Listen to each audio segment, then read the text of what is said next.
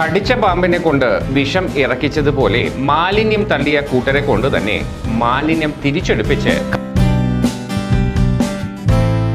സംഭവം തിരുവനന്തപുരം ജില്ലയിൽ വെള്ളറട പഞ്ചായത്തിൽ പൊന്നിടിഞ്ചാങ്കാവിലാണ് ഇത് സംഭവിച്ചത്. രാത്രിയിൽ ഹോട്ടൽ അവശിഷ്ടങ്ങളും മറ്റു മാലിന്യങ്ങളുമായി എത്തിയ വണ്ടി വഴിയരികിൽ മാലിന്യം നിക്ഷേപിച്ചു.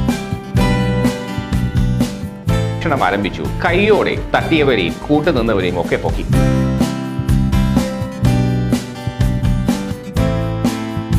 അവരെ പൊക്കി അവരെ കൊണ്ട് തന്നെ മാലിന്യം എടുപ്പിച്ച് തിരികെ പറഞ്ഞയച്ചു. താക്കീതും നൽകി വിട്ടു എന്നാണ് വാർത്ത. ഇത്തരം സാമൂഹിക തിന്മയ്ക്കെതിരെ ജനങ്ങൾ ബദ്ധശ്രദ്ധരാകണം. ഒപ്പം ഇത് നല്ലൊരു മാതൃകാ പ്രവർത്തനവും.